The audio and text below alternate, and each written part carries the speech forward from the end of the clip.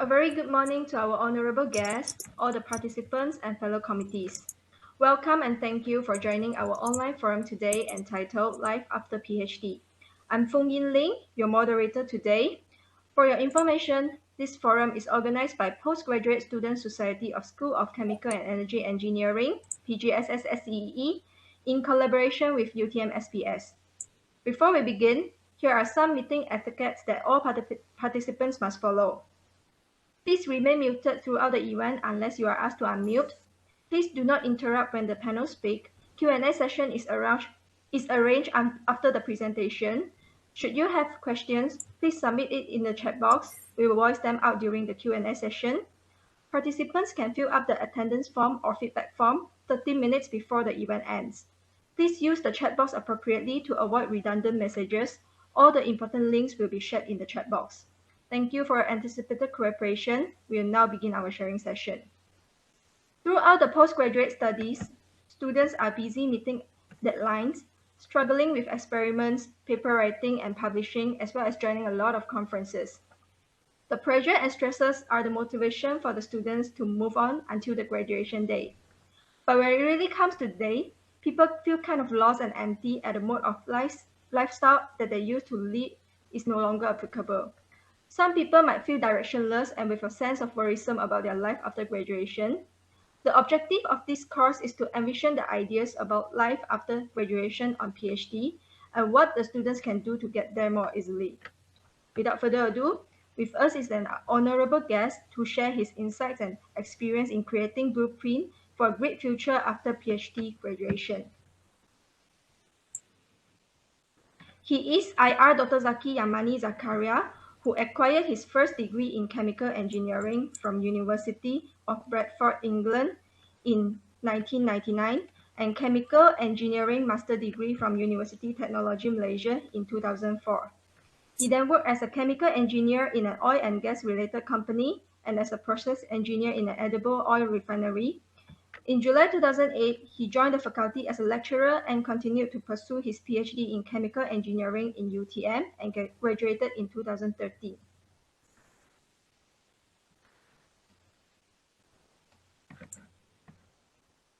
Dr. Zaki Yamani is a professional engineer under the Board of Engineers Malaysia since 2011, a chartered engineer under the Engineering Council of UK since 2011, a professional technologist under Malaysia Board of Technologists since 2018, a certified energy manager under Asian Energy Management System since 2016.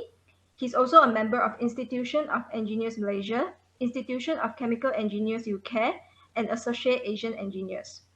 Currently, Dr. Zaki is a senior lecturer in the Department of Chemical Engineering, School of Chemical and Energy Engineering, University Technology Malaysia. He's member of Chemical Reaction Engineering Group and member of Resource Sustainability Research Alliance of University Technology Malaysia. To date, he has been servicing UTM for almost 11 years, started off as a lecturer and continuously doing well as a senior academician as well as an active researcher. He has strong background in reaction engineering, more specifically in catalytic reaction engineering, which deals with catalyst development, characterization, testing of raw materials to higher value added compound.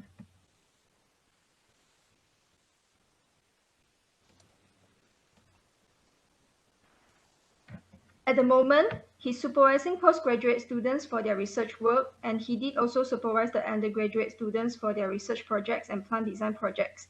Collectively, he has been the project leader for 4 research grants, amounting approximately 200,000 ringgit Malaysia since 2009, and he's also a research member for another 28 research grants totaling up to more than 2 million ringgit Malaysia, not only with local university. He also focuses on industrial collaboration. With the received research grant, Dr. Zaki has successfully published 89 index or reference journal papers in various reputable journals, which produced 269 citations and H-index of 8 since he's joined UTM. On the other hand, he also won awards for his excellent all-rounded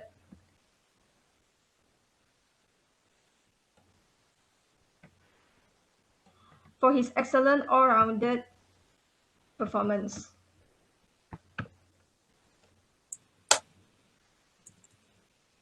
Yeah, these are the honors and awards of Dr. Zaki.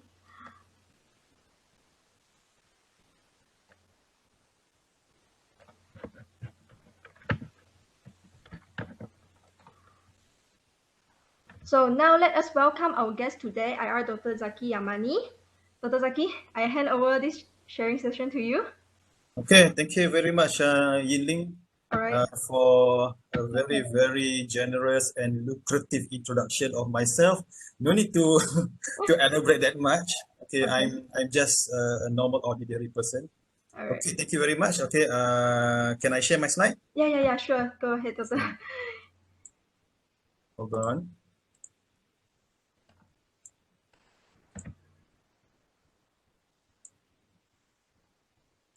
Okay, Bismillahirrahmanirrahim. Assalamualaikum warahmatullahi wabarakatuh. And a very good morning to everybody. I hope my voice is clear to all of you, and you can see my slide at the moment. If yes, can you put thumbs up? All right, good, fantastic.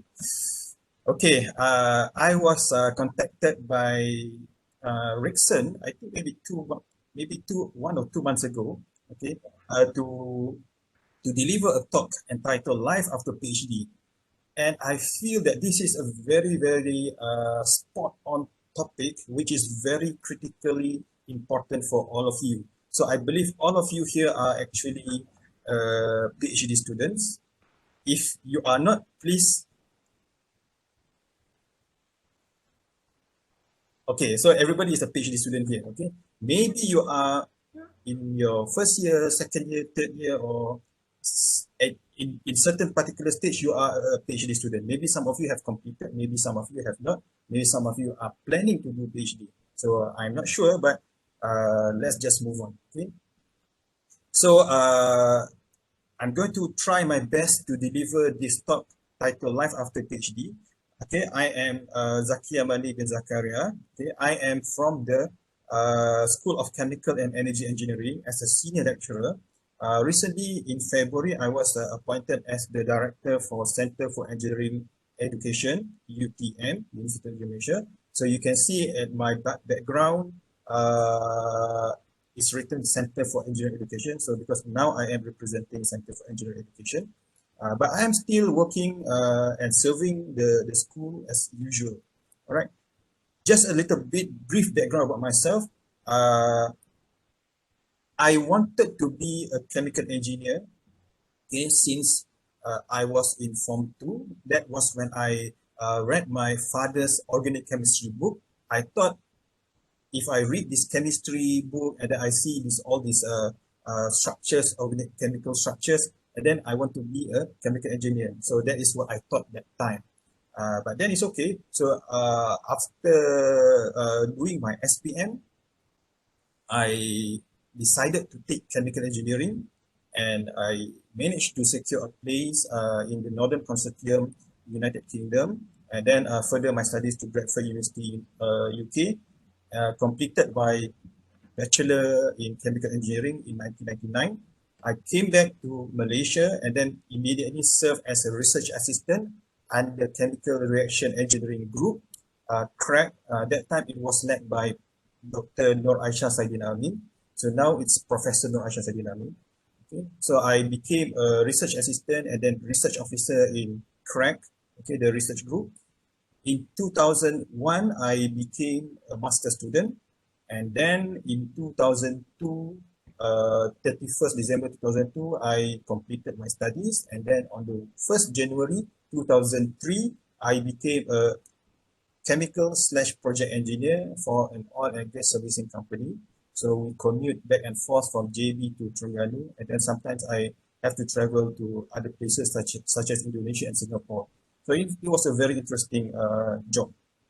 Okay, it gave me a very, very rich experiences in terms of becoming a practicing engineer. And then in 2005 June, okay, until June 2008, I became a process engineer. That's the picture that you are looking at the moment. I'm actually squatting on top of a storage tank. Okay, this is at a tank farm. So there are a lot of oils inside this tank farm. So this is a very, very high position. So I'm just capturing some memories before I leave my practicing engineering job. So that time I was a process engineer in Pasir Gudang in a physical refinery plant. So I became a lecturer on the 1st of July 2008. After that, I continued my PhD on the 1st of July 2009 until November 2013. So I did my PhD in 4 years, quite long, but maybe quite average for me, I think. Some of you can do it faster, GOT, graduate on time, so go ahead for that. But I was, yeah, relaxing. Not to say relaxing, I was doing my work, but then maybe my work is a little bit challenging. So sometimes things like that happen. Okay, so and then 2014, I report back duty as a lecturer, and then uh, until now, 2021, I'm here so, as a senior lecturer. Okay, so that's a brief introduction about myself. So every time I supervise my PSN or final year project students, and also my plant design project students, or also those students who are close to me, maybe some of them are quite close to me. I will ask them, "What do you want to be? Okay, what do you want to be after you graduate?" So this is a very important question that I always ask my students because I want to help them, to guide them, show them the direction, how to proceed to that, to their goal. So if the person were to be a practicing engineer, then I will say, okay, you need to do this. Okay, if you want to be a lecturer, then you need to do this, and something like that. So this is very important because every career pathway have a different track, right? So you need to be you need to know the strategy, you need to know the game. Okay, before I proceed, so far, I'm not sure how many people are here. Uh, do we know how many people are here so far? Yiling? Yeah, it's 37 of them. Oh, okay, 37. So I believe some of a lot of you are from UTM. Maybe a huge chunk of you are from School of Chemical and Energy Engineering. Maybe some of you are from outside UTM and so on. So wherever you are, welcome. Okay. So I'm going to try my best to share the best for you guys. All right. Okay, before that, a disclaimer. So I'm trying to share a lot of points, but uh, please take this as a recommendation or an advice, but please don't held me responsible for any wrongdoing, or maybe you try to, so Dr. Zaki say this, but I try to follow and then suddenly I'm not getting the result. So please don't do that, okay? Yeah, we are all here just to gain an Uh, idea. all An right. idea is not like Okay. Yeah, yeah. I just have that disclaimer. Okay. By the way, this is my picture when I was doing my PhD. So this was taken in 2011, if I'm not mistaken, in N16 block N16, the Reaction Engineering Laboratory, which belongs to Prof. Nur Aisyah Saidin Amin. So this is when I was handling a fixed bed reactor, and the big one here is actually the furnace. Can you see my mouse here? Yeah, I can. All right, okay, good. Okay, so that's how I looked back then. I think this is like 10 years ago. Wow, Wow. time flies, Yeah, man. Toto seems so young in this picture. But All right. now also very young, but the time is Mm, younger. yes, younger. Okay, thank you very much for the compliment. Okay, so okay, I'll be sharing a few things after this, but before that, I want to say something. Okay, in 2018, I have written a book. So this is the book that I have written. It's called Ramblings of a Chemical Engineer. So if you can see, this is the book. Okay, so this book I'm going to give to everybody in this session, but please stay till the end so I can share and tell you how you can get this physical book. Okay, it's currently sell in Amazon. Okay, as you can see, Amazon for $15.99. It's about $16, but then the postage cost is $10, so it actually costs $26 if you want to be shipped to any part of the world. $26 times, let's say, simple math times 4 is more than 100 ringgit. Okay, 110, 120 ringgit. But then if anybody want to buy personally from me, I can sell it for 30 ringgit. Okay, this is not a promotion, but actually I'm telling you this because I want to give this book. Okay, okay, let's move on. Okay, so from Mr. to Doctor, okay, so this is very important, and this is why you are doing your PhD now, or maybe for Mrs. to Doctor, or for Miss to Doctor, okay, meaning you are from Miss to Doctor, right?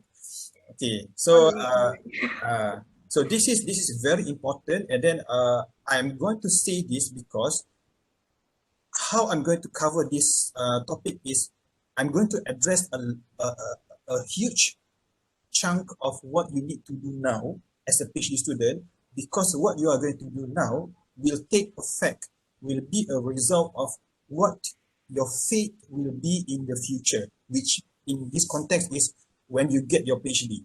So when the topic is life after PhD, it doesn't mean that after your viva, after your correction, after you get the Senate letter, then your life of PhD will begin. It's not like that, okay?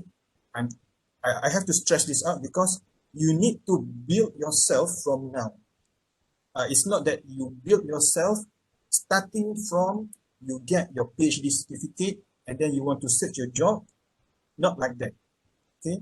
So you need to start from now, and the human capital building need to be done from now when you are in your first year, second year, third year, whatever year. While you are doing your PhD, you need to do now. Yeah. Now is Olympic time, okay? So now this is the last day of Olympic. The closing ceremony will take place at 8 p.m. today. When we see the Olympic, I am a huge fan of Olympics. My wife, my kids as well, we always sit in front of the TV. Just now we were watching cycling, and then we saw a bunch of female cyclists langgar-langgar jatuh-jatuh. Okay, so very very sad. Yesterday our Malaysian cyclist alah, lupa nama dia. Okay, he fell down, injured, but I hope just now Shahrul. Yes, thank you very much, Shahrul. Shahrul fell down, but just now he raised, but because I need to prepare for this talk, I cannot watch that. But I already recorded, so I will watch that. Okay, the point here about Olympic is that to be successful, to get a medal, to stand on the podium, number 3, number 2, number 1, gold, silver, bronze, it requires a very hard, Yeah. severe effort. It doesn't take 1 year, 2 years, 3 years. No, it will take you many years to be successful. Yeah. So People. my yes. Yeah. No, just mention like people tend to always see when they success, but they don't really see that the effort they put in behind like takes years to complete those. People will say, wow, he's so lucky, but that lucky come not, or he's talented, but that lucky and talented is just maybe 1 or 2%, but the rest have to uh gain from his own efforts, like the Yes, time, yes, energy, correct. money he Mm. spent. Yeah. People don't see, people will usually not see the very hard work, sweat, blood, and tears. Yeah. They will only see when you are in action to do the in Olympic case, whatever your event is, okay, you do the activity, you do your sport, you do whatever gymnastic or cycling or terjun, diving, 10 meter diving and so on. But then if that doesn't happen, and then if the result is not there, then maybe people will blame. But then behind it, behind the scene, countless years, okay, there are many years being involved. So the same thing for PhD. But a lot of you will have certain goal for your PhD, but uh, are you actually working hard before that to build the foundation, to build the preparation, and so on for you to be successful, to reach your own dream job or dream whatever career after your PhD? All right. So, okay. So that's a question mark for you. Okay. So I'm going to move on. Okay. If you look at this, this is a very uh, if you look at this, this is a 21st century learning requirement. I usually share this for the undergraduate students and also sometimes to the lecturers because I want to show that this is actually the important skill set. You see on the left hand side, foundation literacies, literacy, numeracy, and then competency, critical thinking, problem solving skill, creativity, and then character qualities, curiosity, intuitive. But then now I'm talking about you guys are doing PhD. All right, you are a matured student. You are not undergraduate student anymore. So now you should more focus more on this. Okay, the competencies. Being a PhD student, you are more critical thinker. You are a very dynamic problem solver. Okay, your creativity is very good. So this is what we hope you can gain as for your skill. And then we also hope to see your character qualities. So those qualities that I highlighted here, you need to have, okay, for you to ensure to secure a very respectable career path after your PhD. All right, and then this is taken from World Economic Forum, okay, and the previous one just now was in 2015, So now I'm showing you that one in 2020, which is more relevant now. And then you see complex problem solving, critical thinking, creativity, people management. So those are the very important skills that you all must have. So I'm just telling this as a brief background before I dive in further to life after PhD. Okay, well, if you have any question, you can just put on the chat, and then maybe if I cannot see, maybe you can help me out. All right. Yeah, All right. sure. Okay, so if you want to interrupt me also, that depends on Yinling. So if as the moderator, if you allow, then okay. Okay, now I want to ask question. What is the main reason you do PhD? Again, what is the main reason you do PhD? Please share at the chat box. I want to see what will you share. Okay, there must be something. What's the reason? What's the motivation? Okay, now please jot down now. I want to type your responses here. Okay, come on. Yeah. Okay, get the title. Okay, somebody say get the Eka say get the title. Others Yeah. get the title doctor, right? So doctor. Or Okay. want to be lecturer, maybe some people. Want to be lecturer. Yeah. Okay. Doing research. Interested research. Exploring new and more. Exploring more. Okay. Opportunities beside working Tackle, industry. yeah, career enhancement, NJ.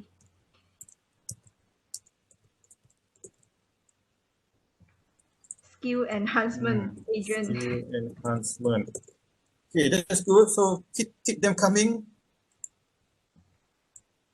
Enhancement of the anything else? Okay, get the title doctor. Want to be a lecturer. Oh, jihad. Okay, this is unique. Okay, jihad ilmu. Okay. Do you know what's jihad, Yidling? Oh, I will know after Dr. Explain come. Okay, later. Curious. Okay, jihad ilmu.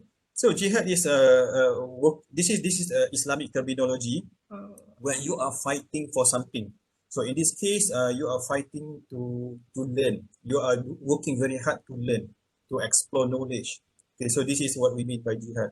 So there are jihad ilmu, jihad business. So this working very hard to do your business and so on. Okay, so thank you very much for the responses. Okay, so those are some of the reasons uh, that were given by all of you, some of you, okay, get the title doctor, want to be a lecturer, interested research, exploring more opportunities beside work industry. All right, good, very good. Okay, I have listed some that I thought could be mapped to some of you. Okay, The reason, okay, to be a lecturer, academia. Okay, this one just now. Some of you have. I don't think some of you. I think a lot of you Yeah. want to be a lecturer, right? Okay, to be a researcher. Parents wish, maybe the family, they want their son or daughter to have a PhD title, to doctor something something. Okay, pride, satisfaction of the title. Just now we have somebody who say want to get the title, have to, no choice.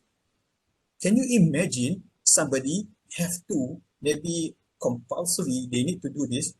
Well, it really happened. Okay, few years ago. I mean, in Malaysia or in other countries, universities have lecturers, but a lot of lecturers don't have the PhD, and they are forced to do PhD. So a lot of lecturers have to do PhD because they have to. All right. Yeah. So this is the case. All right. Uh, Actually, now engineering lecturer, I heard that most of the university they tend to prefer uh, the lecturer not only and again the title doctor, but mm, also they prefer like Dr. Zaki. You have the IR title, mm. right? Yeah, Yeah, we will talk this about that is the soon trend now. afterwards. All This right. is the trend now. Okay. And then, but this is the worst, okay? The last one. Not ready to join the industry. So meaning, after you completed your first degree, your bachelor degree, whatever degree you are having, and then you are not ready to join the industry, and then as a result, you are still comfortable staying in the university, and then, okay, so I'm not ready to join the industry. I don't have the strong mental yet, so I want to do PhD. So that's not right. Okay. If some of you have this mentality, I hope you can try to rectify that. Okay, I believe some of you are like this, but don't worry, it's not too late. By hearing this talk, I hope your mindset can change to a more positive nature. All right. So we don't want this escapism. So you do this because you want to escape the real scenario that you are going to face. You want to escape from the reality of the world. Don't do that. Okay, you need to face whatever is coming to you. You need to face the challenge. All right. Okay. So this is the brutal reality. Life is not always heading towards your direction. A lot of you, let's say there are 100 of you now, maybe 200, 300, 400, 500, 1,000 of you doing PhD now. I mean, your circles, okay, your friends. And then let's say 90% of you want to be a lecturer, want to be an academician. But the sad thing is maybe the competition is very fierce, and then there are not enough space or vacancy for you to be a lecturer. So your plan, which is actually plan A to be a lecturer, is already halted, is already stopped, paused. Okay, so maybe you need to have plan B and plan C. So you need to have your mindset. Okay, I want to be a lecturer, but then if I cannot be a lecturer, okay, this is my backup plan, plan B, and then I have plan C, and so on. So you need to have that, okay. But then we will go through this afterwards, okay. Good to plan from now, okay. And then one more thing, when I say important to have plan A, let's say your plan is to become a lecturer, and you need to know what does it take to be a lecturer. So you need to prepare yourself from now to be a lecturer. What are the criteria that all these universities want, and then they are dying to get you, to hire you as a lecturer? You understand what I'm saying? Yeah, Doctor. Okay. Right. So you cannot be an ordinary PhD holder. Cannot. If you want to be an ordinary PhD holder, you can, but you cannot be a lecturer because the competitiveness is very fierce nowadays. Yeah. Okay, so you need to have all the firepower that you can carry as a PhD holder, and then you go to this university. Not only you go to this university, and then 3 4 universities are actually inviting you, come on, come to us. Okay, you want to be like that. Okay, you don't want to go begging to up to 10 20 universities, and then none of them want to take you. Okay, so you need to think about that. Okay. Then you need to think that PhD is more of a training process to be more critical. Okay, so this is a training for you to be a matured person, to be a more critical thinker, to view many things in a different perspective. All right. Okay, more questions. Okay, typical options after PhD. I know this sound like the previous question, but previous question was what what motivates you to do PhD? But now I'm asking you, what are the typical options after PhD? What are the typical options, or maybe if I can rephrase that, what are the typical jobs or career that you can think of that you want to be after your PhD? You can answer something like before, or maybe different thing. Okay, please put that in the chat box. I'm going to type it. Maybe Management. management. Okay. Okay, Kin Fan says management. Good. Anybody else? Come on. Me. R&D department of R and D. yeah, Okay. R&D department. All right. Senior engineer. Yes, senior engineer. All right, good. Postdoctoral. Postdoctoral. Okay. Anybody else? Come on, come on. Two more or three more. Wedding. Really? This is Very very. this is interesting.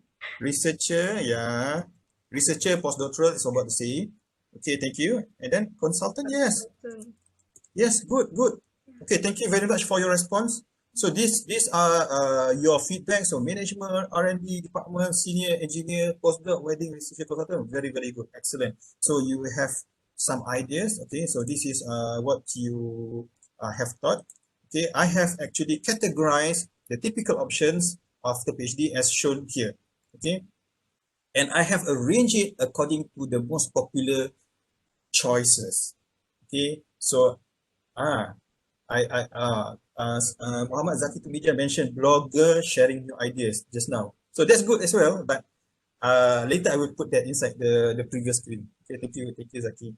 Okay, so after numerous conversation with PhD students from my early career until now, a lot of them, majority want to be an academician, aka lecturer, aka maybe professor and so on. So this is actually be an academician is the most popular choice. Maybe I can say it's 90%. Okay, and then second is be a researcher or postdoc. Okay, sometimes 10% of those doing PhD want to be directly want to be a researcher and postdoc because they are not interested at all in lecturing, in being a lecturer. So it's okay, no problem. But a lot of the cases are those who want to be an academician, they fail or they didn't manage to be a lecturer, and then they have to go to the second choice, which is to be a researcher postdoc. Okay, right. Number three, career advancement. This is actually for those who already actually secured a job, and then let's say job as a teacher or a lecturer somewhere, or maybe as an administrator, and they just want to do some career advancement by doing PhD. Okay, and then fourth, fifth, and sixth, be an entrepreneur, expert, consultant, corporate. Six, own business. Okay, seven, others. Others means I don't know, whatever it is. So maybe you guys can help me share if you have weird or out of the box thinking. All right. Okay. So this is I further categorize this to this. Okay. Intentional, circumstantial. Okay. So this is very important because we need to know what are the career that actually provides the drive for your PhD. So intentional, of course, you want to be an academician, you want to be a researcher, you want to have a fantastic career advancement. That is intentional. You want that. But then sometimes if you cannot get number one, number two, number three, again, if you cannot get number one, number two, number three, then it becomes circumstantial. It becomes something that you need to fight for your life. You need to do something. You need to do something that can make you survive and to make you relevant in the industry. Okay, so maybe you can turn to be an entrepreneur. You can turn to be expert, consultant, corporate, or you can have your own business. Okay, so I'm going to further elaborate this number 4, 5, 6 as well as number 1, 2, 3 after this. Okay, so for number 7, anybody else can think of other things besides this? Okay, just now we have hold on. Blogger sharing. Yeah, blogger sharing just now. Blogger. All right, so blogger is what is interesting. Wedding, okay, that can go also in that category. This I think category. blogger or slash YouTuber, is it? Confusing. Yes, maybe those of you. Okay, then we can put here. Yeah, Uh, like now Social media. yeah, social media. Social media. Influencer. Also can. Right. Why not? A doctorate who is a social media influencer. Wow, that's Eka fantastic. politician. Ah, yeah, politician as well. Okay, so those are the yeah, innovator as well. Okay, Innovator. thank you very much. Okay, so let's move on further. Okay, so after we know this, okay, be an academician is the first choice. Normally, first choice. I'm saying this: 90% of you who are doing PhD want to be an academician. Okay, so I'm going to put this into scenario 1. Okay, so scenario 1 is you want to be an academician. Okay, so this is life after PhD. Let's discuss the first choice, first scenario. Okay, it's not easy to be an academician, and I'm telling you this from my own experiences. Back, okay, I hope you can bear with me with my little story. Okay, but I hope this little story can inspire you. All right. Last maybe 15 years ago, okay, back then in 2007, something like that, 2007, 2008, that was the last time the government of Malaysia, okay, Ministry of Higher Education, allow somebody who wants to be a lecturer to have a master's degree.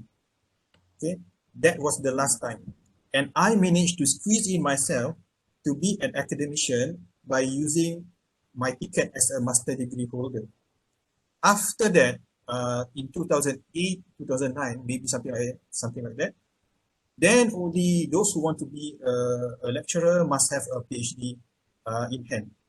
Okay, so what I'm telling you is that I completed my master's in 2002 December, and then from 2003, okay, this is year 2003, 2004, 2005, 2006, 2007. Every year, I keep on applying as a lecturer in our faculty, in the School of Chemical Engineering, in the department, in our faculty. Okay, I started with applying for the department of chemical engineering. After that, I didn't manage.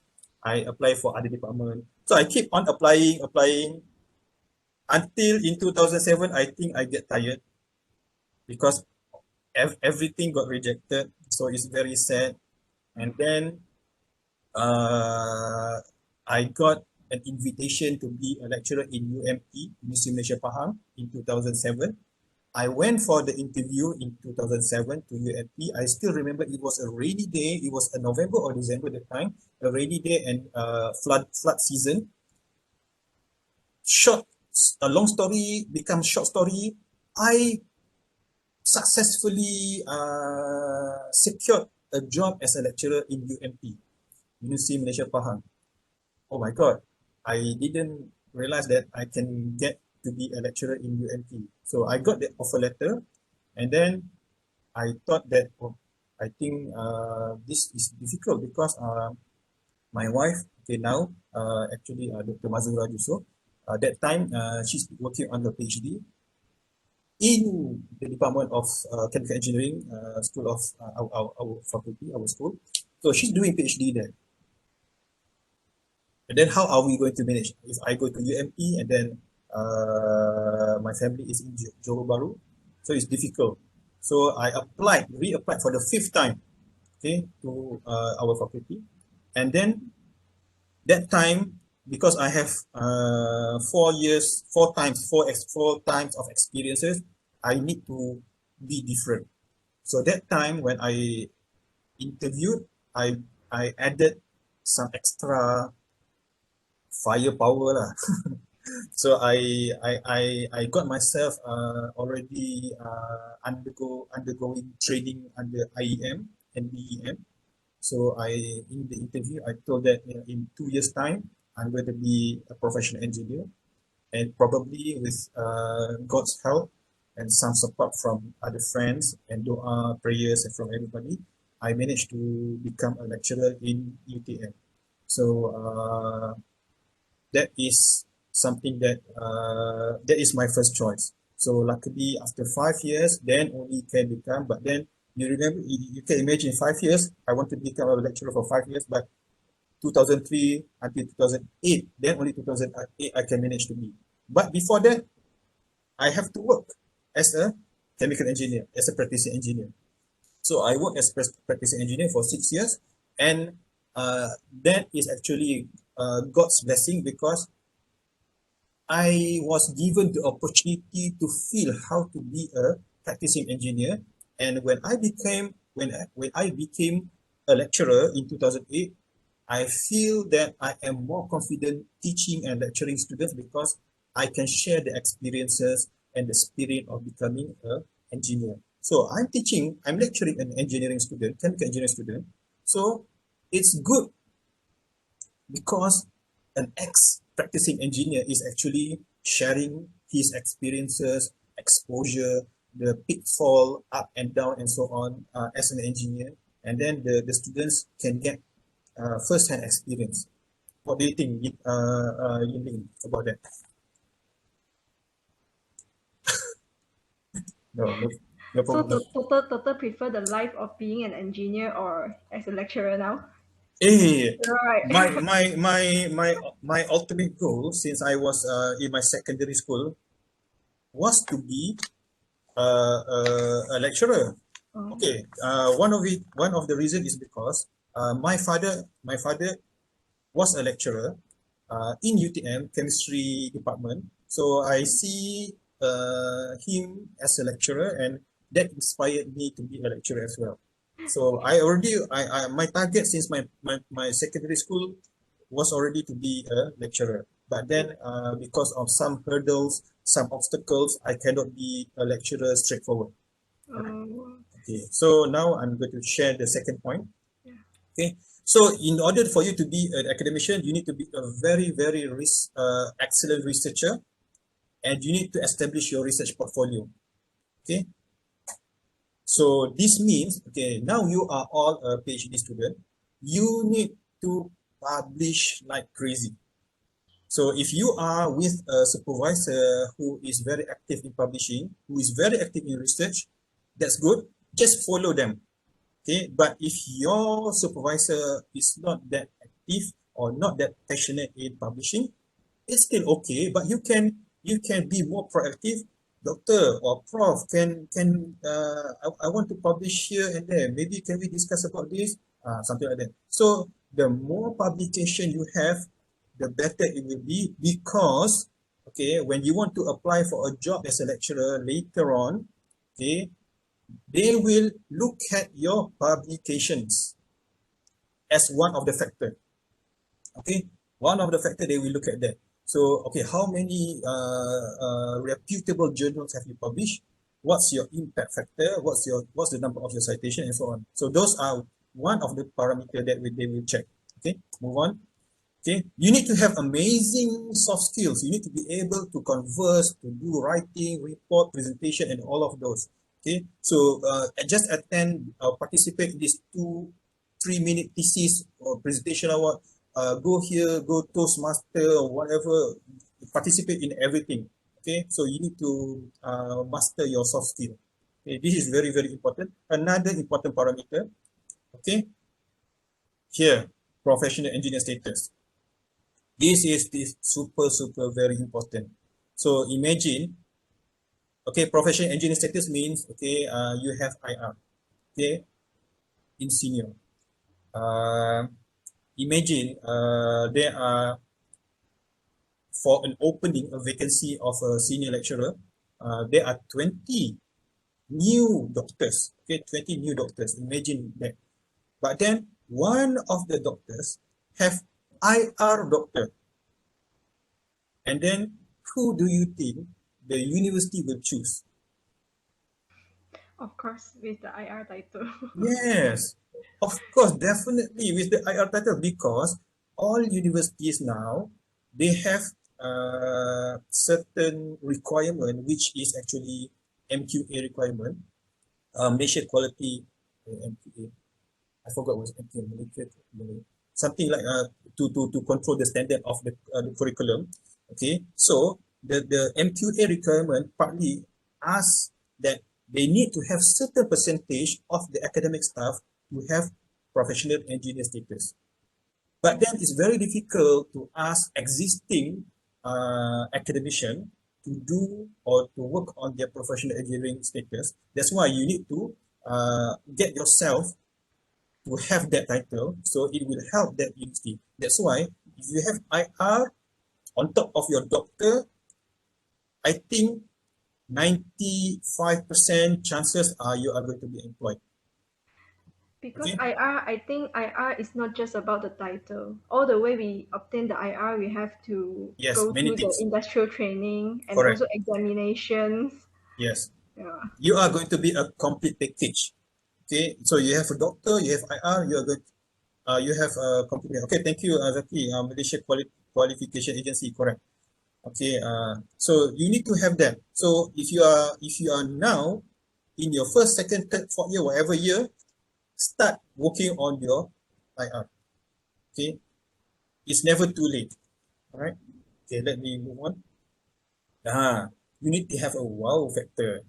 It's very difficult, very subjective, but you need to have a wow factor. Meaning, when you are being interviewed, all of the panels, all of the professors, they see you as, wait, this guy is, or this girl is, or this candidate is amazing. I don't know why, but I think he can be somebody. He can bring our department to the next level.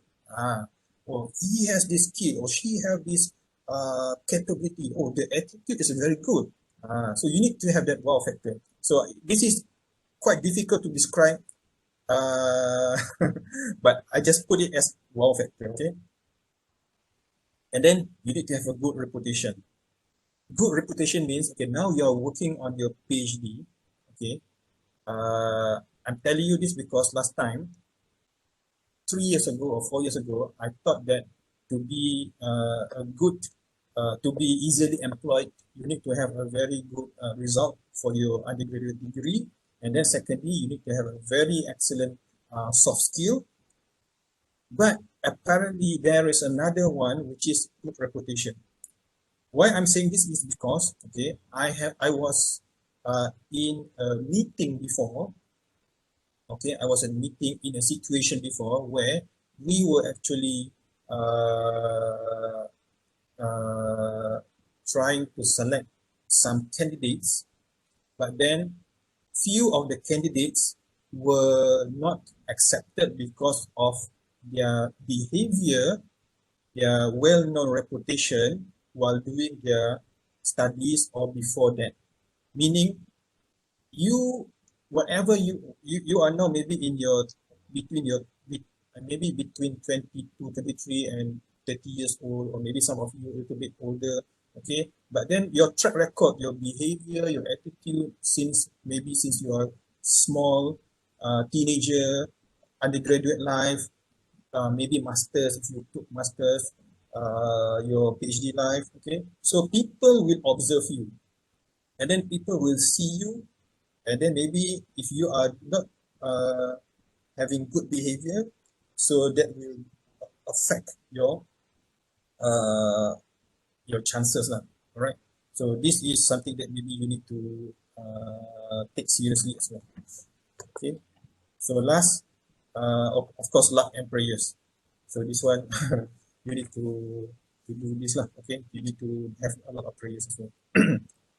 Okay, so the attitude while doing PhD. So what are the attitudes that is very important for you while doing a PhD? Okay, please share at the chat box. Okay, I'm going to type here. I just shared just now a few things. Okay, but what are the attitudes that you need to have while doing your PhD?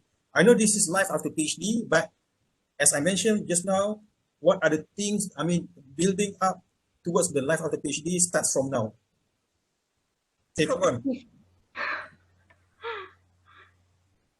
Discipline. And motivation. Okay, thank you. Key fun. Sacrifices, yes. Curiosity. Curiosity. Okay, good. What else? Perseverance. Resilience. Resilient.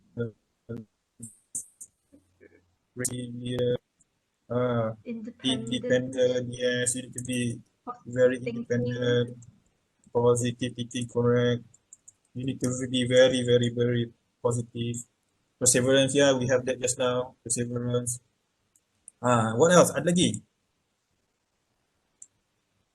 Come.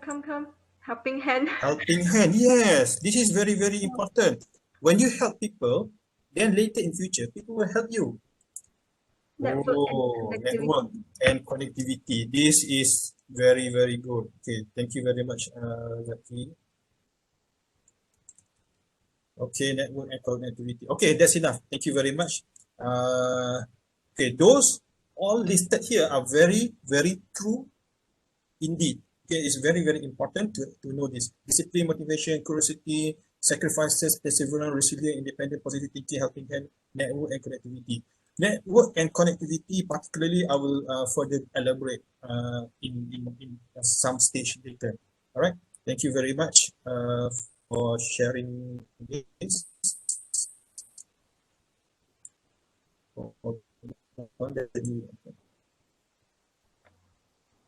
Okay, so to top the issue, please look at here. Lecturer is an all-rounder person. So I believe you can see this through your undergraduate life, and maybe you can see this through your supervisor. You can see that, oh, this lecturer is doing this, doing that. Not only lecturing, doing research paper, meeting, consulting, doing product, doing many things. Okay, so lecturer is like this. Okay, so you need to understand that, and you need to start building yourself like that as a lecturer. Okay, be active and involved in it. You need to do this. So you need to participate in it. The busier you are, the better it will be. Because when you are busier, then you are forced to manage your time. But if you are not busy, then you will realize that you have a lot of time. So that is going to be a loss for you. Okay, market is very important, and then increase network and connection. So this is actually related. Market yourself, increase network and connection. Very, very important. I will describe this at the second phase later. Okay. But then you need to start now. Okay, market yourself, increase network and connection. Just do that, and then by involving in many activities, by involving in this and that, by exposing yourself in this and that, then you can get the network and connection, and also market yourself. Start a business project on your own interest. Okay, it's okay. Start your business. I also did my part when I was doing my PhD before, but okay, stay focused and on track of your PhD. So don't forget about your PhD. Okay, pleasant personality, be a likable person. So this is important. Always empower yourself and others. So this is also almost like the one before. Provide handful, help other people's. All right. So those are some of the things that you need to do when you are doing a PhD. Okay, be focused on all of these. Okay, I have listed this so you know what to do after this. Okay, so if you see this picture, this is actually the student supervisor relationship. So this is a professor, which is your supervisor, and then student. So of course, you are actually working together in a research collaboration. We put it that way. So the professor have the expertise, the student will give support and also need support from the professor. So it's actually a balancing situation. So need to work hand in hand together. All right. So this is where if you have a positive relationship with your supervisor, it will be very, very helpful. It will boost your motivation. So please take care of your relationship with your supervisor and try to be as good student as you can. Okay, supervisor is your lifeline. Yeah. All right. Because All right. sometimes And when then we, oh, sometimes, yes, continue. yeah, you just mentioned like some of the students they tend to have maybe problem to approach their supervisor, then that one will be more difficult to them. But that one is another topic. Yeah, so just move on. Yes. Uh, well, I agree. Sometimes some supervisors are quite uh, not that approachable, not that open, but you need to try to find a way to communicate because the relationship with for the relationship between a supervisor and a PhD student is a long-lasting relationship. Okay, so the PhD student will remember the supervisor till the end of his or her life. Yeah, Okay, agree. that's how it is. Okay, I have my own master and PhD supervisor. My PhD supervisor was Professor Nur Ansha Saidina Amin, and we are still having good terms and good communication. We discuss many things, and then sometimes I refer to her. She also refer to me on some in some occasion and so on. So and I still remember. After all, she's my supervisor, so I still respect her and I still communicate with her until now. Okay, so because when you are a PhD student, your life will depend on your supervisor. All right, so please take care of this and then try to manage whatever. Try your best to manage. All right, your relationship. Okay, and then a lot of you or some of you, okay, are having many things happening in your life. So you need to manage your PhD life nicely. Some of you have families, just have kids, got married, and so on. Have some social friends and so on. So you need to have a proper life, balancing life. Okay. So there's this four burner theory. Okay, it's a theory that somebody have created. In the four burner theory, this is like our cooking gas stove. Okay, we have health, work, friends, and family.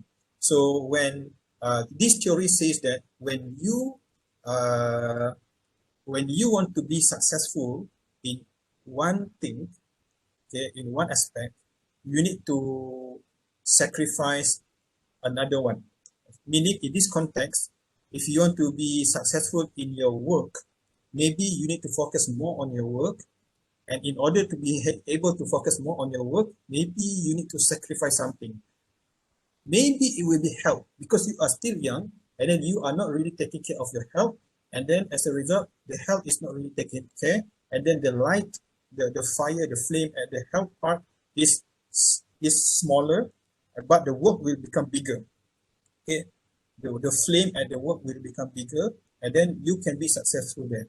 But to be more successful, you need to sacrifice two, two burner. So maybe that time, maybe you will sacrifice your health. Maybe you will sacrifice your family. Who knows? Maybe your family is far, far, far apart. Your friends is nearby to you. So you are sacrificing your health and family, and then you can be very successful in your work. Your work will go up there. Okay, you will be more successful. That happened. Okay, that's why a lot of people who are very successful in the world, if you see, they are not successful in every aspect. There must be something that they have to sacrifice. Okay, correct. But this is a four burner theory that I'm trying to put forward to you so that you realize this. So there need to be a balance between this. And then I come up with this. This is Zaki's life theory, me, myself. I created this because when I was doing my PhD, even when I was doing my undergraduate bachelor degree back then in UK, this is always what I have. Okay, I have my family, but then my family when I was in overseas was actually my friend, And then, but back here, my family is my immediate family, my wife, my kids, my parents, and so on. And then I have, when I was doing my PhD, so this is my PhD, so I'm focusing on my PhD as well. And then I am also focusing on my community because I'm living in a neighborhood, and then the neighborhood here have a lot of activities. So I'm also involved in the community. I am also involved in some associations as well. And then special interest here is actually what our hobby is, what our interest.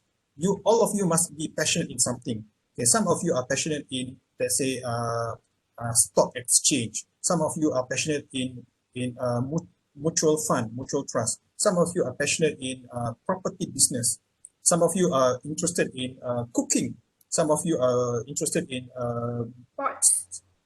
sports. So there are many things. Okay, why I am putting this in front of you now is because I want to to to to train you, to show you that you need to have a balance in your work, and then your life is actually a mix of many things. And then I have a bigger circle here. The bigger circle is actually the belief, the way of life. So in this case, okay, I'm a Muslim. Okay, we have our own way of life, and the way of life actually help guide, dictate how we are going to uh, move and work in our life. All right. So everybody have their own belief, and your belief will actually help and guide and maneuver your career, your family, your community, your special interest.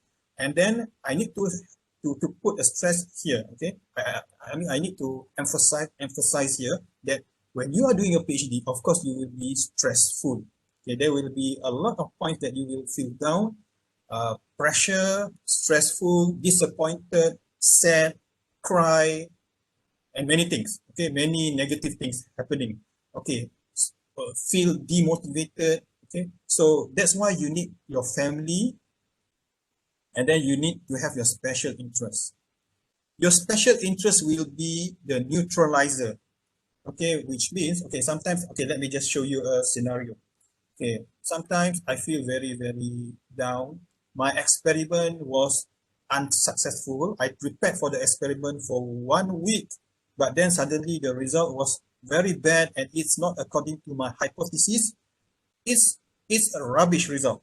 So I feel stressed, but then what makes me happy is because of this special interest. So when I was driving home, my mind is actually focusing on the more positive thing, which is my special interest. So I have my own special interest, which is working on some business. Okay, I love to do online business. I love to do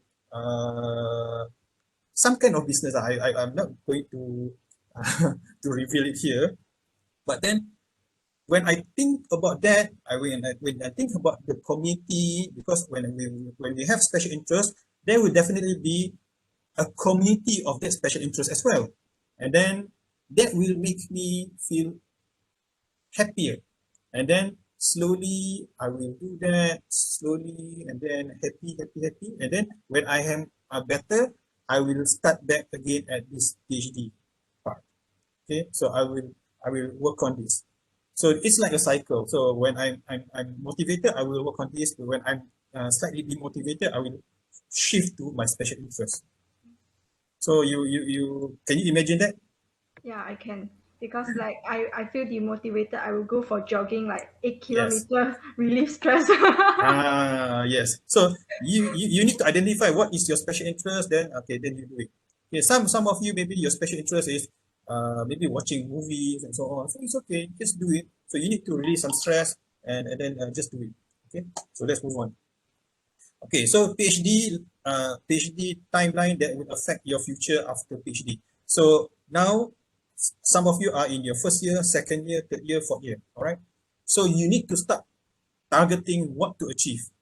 Okay, I'm not talking about what your PhD progress are at the moment, because those are something that you can discuss with your supervisor, and your supervisor are monitoring you on that.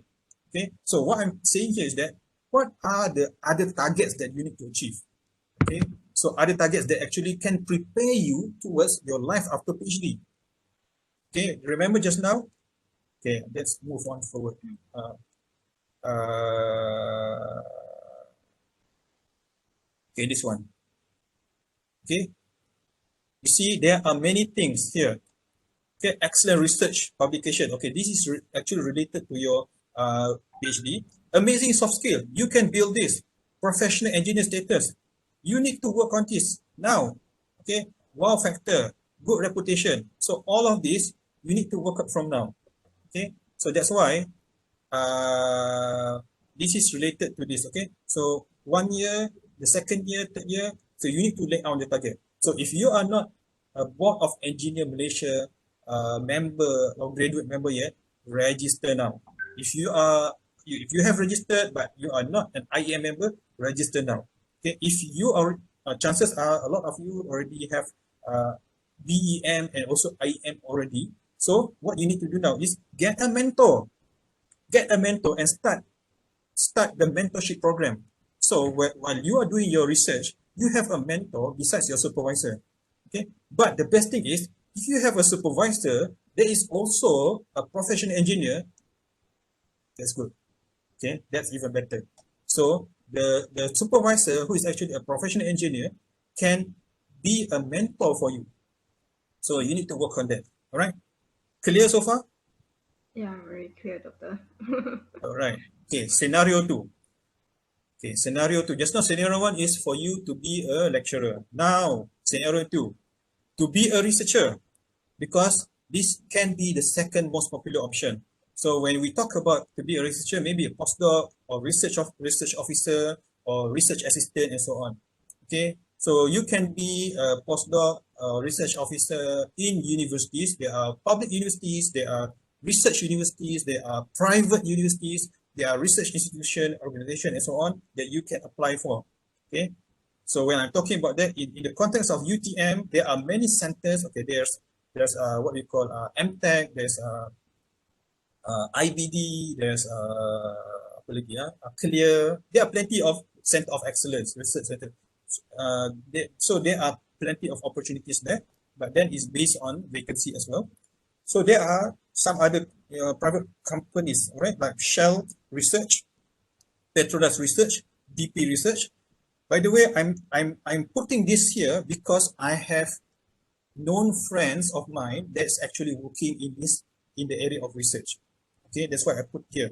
Okay, and then we have also from MPOB, MARDI, SIRIM, Lembaga Cocoa Malaysia or Malaysia Cocoa Board, Malaysia Rubber Board, Lembaga Perindustrian Nanas Malaysia, MRC, which is Malaysia Research Council. So these are the research institute that you can be working at, okay, after PhD. And also we also have this Nano Malaysia. So those are among them. Okay, but the next question is, are you up to the challenge to apply for this? Are you good enough? Okay, the first question just now, to be a lecturer already is a very huge thing. Okay, you need to be a very powerful person, a reputable person, successful person to apply for a lecturer. To be a researcher also you need to be to have a wow factor. Okay, I'm telling you this because okay,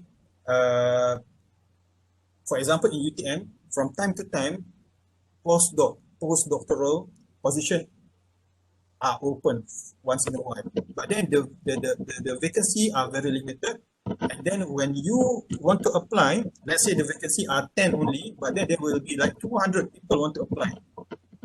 200 people want to apply, they will see the best. They will see who publish more, who perform the best, and all the other activities. Okay, so you need to also be very good in that. Okay, but then let's move on further. So when you want to apply for a job for this researcher, okay, most probably your job search workflow will look something like this. So I'm talking here, this is in the context of after you're getting a PhD. So chances are a lot of you will spend time writing a resume, getting interviews, creating a job search. Okay, so most of you will focus on this. Okay, after your viva, your correction, you submit thesis, and then your senate letter comes out. You are officially a doctor. Okay, and then in the meantime, you start writing. You spend a lot of time doing this. But this is not what you should do. This distribution of your time is wrong. Okay, it's not a viable job search strategy. It will not get you hired. If it will get you hired, the chances are very, very low. So what you need to do? Are you interested to know?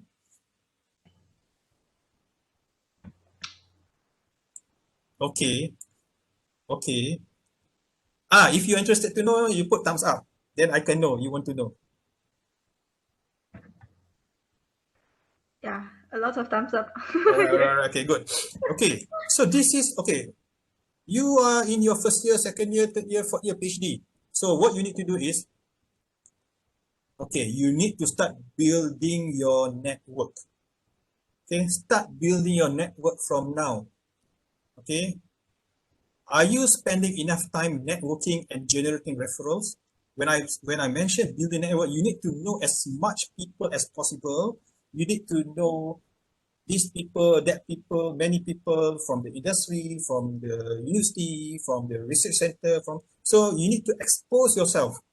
Okay, you can do that via LinkedIn, you can do that via Facebook, but then the most important is you have the personal touch. Okay, so if I'm talking to you by my experiences, okay, I have a lot of many things happening in my life because I have this network referrals. Okay, recently I was actually being not seriously last November or December, I was invited to be an evaluator for a curriculum for a university in Sri Lanka, and that is solely because of the referral network. So because they know me, I mean somebody, my friend know me, and then he recommended to his professor, the dean in the department, okay, why not take this guy? So he's from UTM, blah, blah, blah. So he can do this. Then I was appointed to do that. Okay, it's not an easy job. Okay, and then there are many other things. Okay, like to yesterday. Okay, yesterday I was invited to be in a safety in engineering special interest group. Okay, I repeat, safety in engineering special interest group under IEM. Okay, under IEM Malaysia. So they are creating a new group, and then I was invited to be inside the team as a pro team, as a temporary committee, something like that, because of my referral because I know someone knows me, and then he recommended me to join. He recommended me to the other team members. Okay, come on, Zaki is like this. Okay, we better invite him. Then, okay, you see, all of this we can get by referral network. So this is what I'm urging you to do now. Okay, you guys get my point.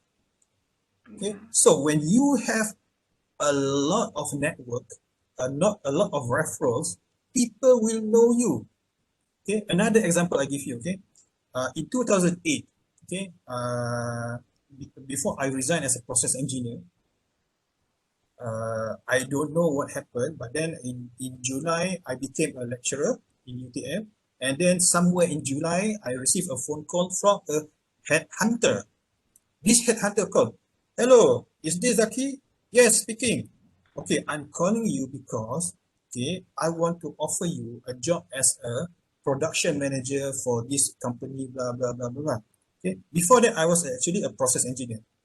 Okay, I don't know how, but then somebody happened to maybe recommend, or maybe the headhunter asked around, or who knows how, but then somebody wanted me to be a manager for this production department for a multinational corporation. But I say, "Oh my God, thank you very much for the offer.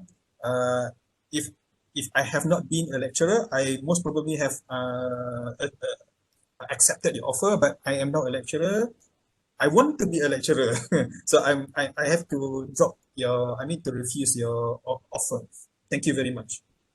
But ever since, I keep on getting this call, that call, or what, can you be this? You see, all networking. So you need to start building this network, okay? All right, so this is the portion, okay? Networking and generating referrals. This is the time that you need to spend your effort. And then job strategy, interview preparation, resumes. You need to spend a little effort there, because 40% of new hires come from referrals. Right. With a referral, you might learn about a job opportunity before the general public, or learn about a position that would never have been advertised at all. That's because 80% of jobs are never advertised. And then another example, just yesterday, I was having an online conversation with my sister, who is happened to be in Qatar at the moment. Okay, my younger sister is at Qatar at the moment, and I contacted her because I want to ask her, because my parents told me that she's actually becoming a tutor for a private university in Malaysia. I was quite surprised because there's no story or nothing triggering this thing to happen. And then when I contacted her, she said, yes, that's true.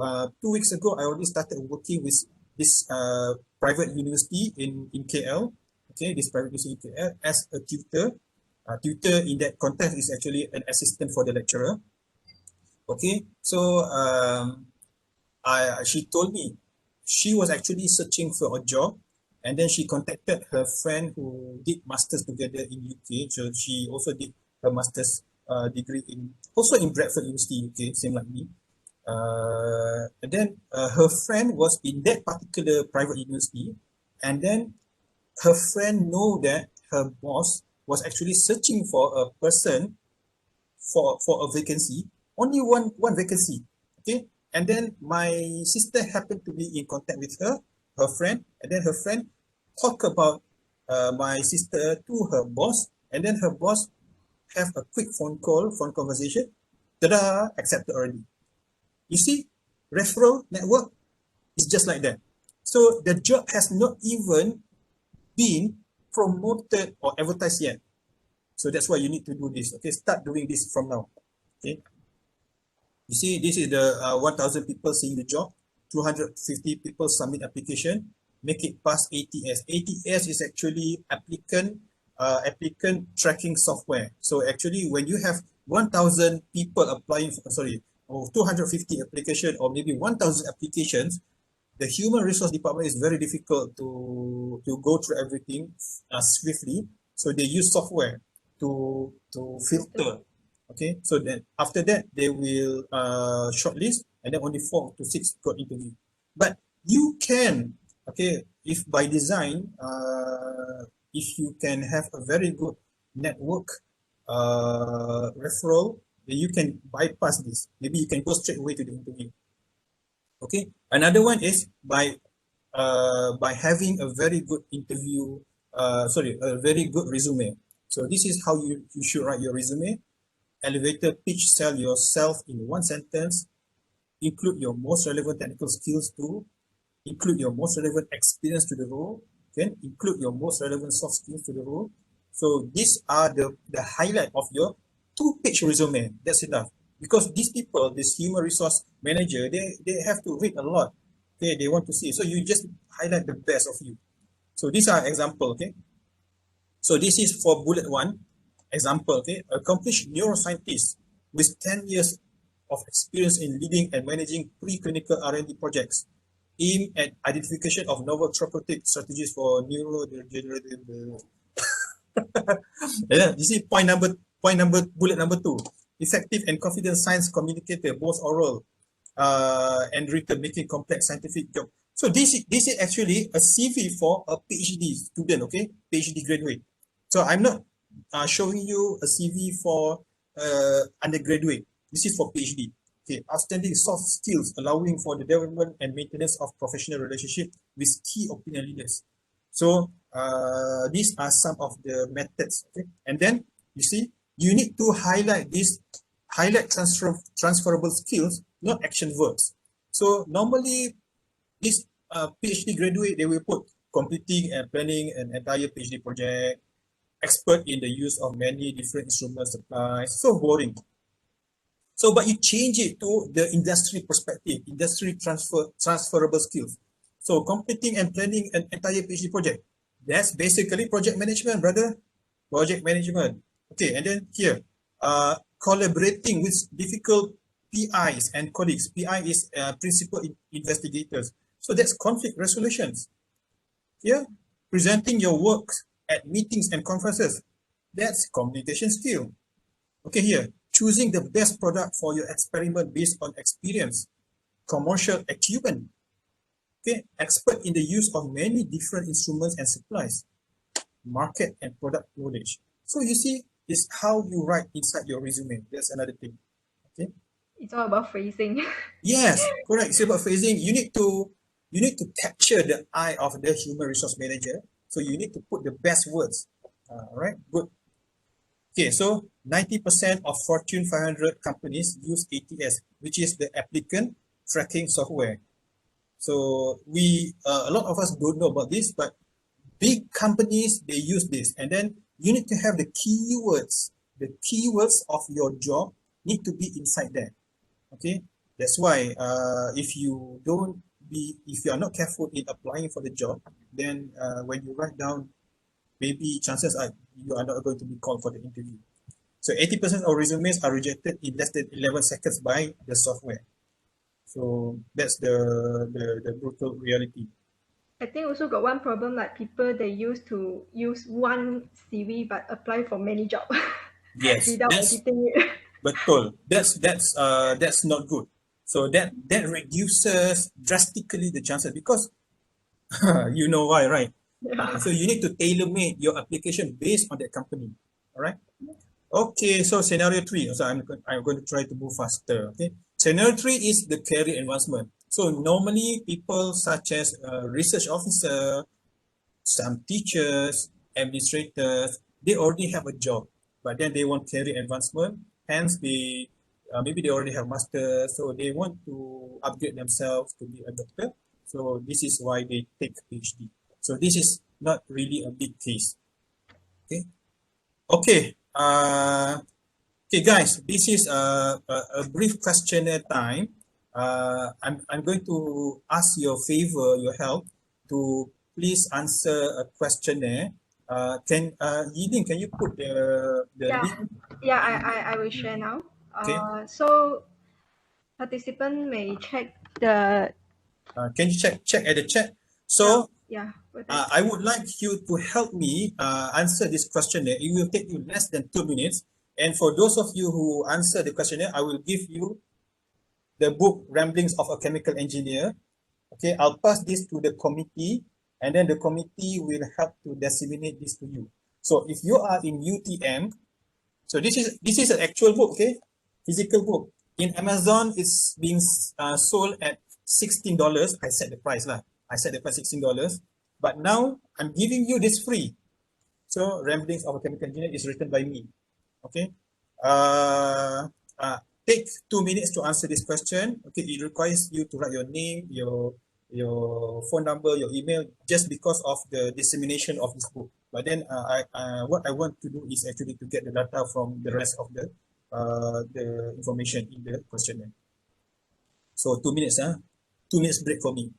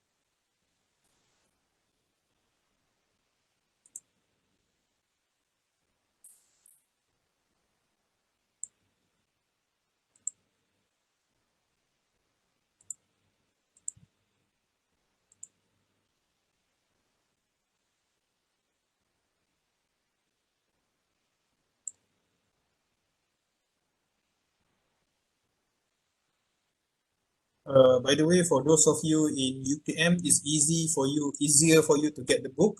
Okay. But for those of you who are outside UTM, maybe you need to give details for courier to the committee, and then the cost for courier is uh, your cost, your cost. Okay, not the committee's cost. Okay, so the cost belongs to, you need to give the money to the committee, right? Yeah, we will communicate. We will You will further communicate. communicate. Huh? Yeah, we will discuss how to handle this, and Mm. later we will inform the participants. Yeah. Yeah, thank you very much for that. Okay, one more minute. All right. So I hope there are nobody from overseas, because if from overseas it's more challenging to post.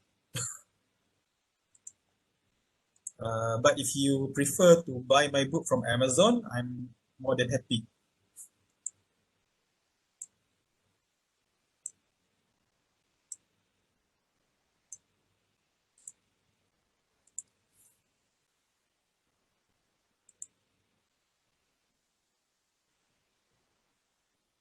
Okay, I'll give another 15 seconds, another 30 seconds. Sorry.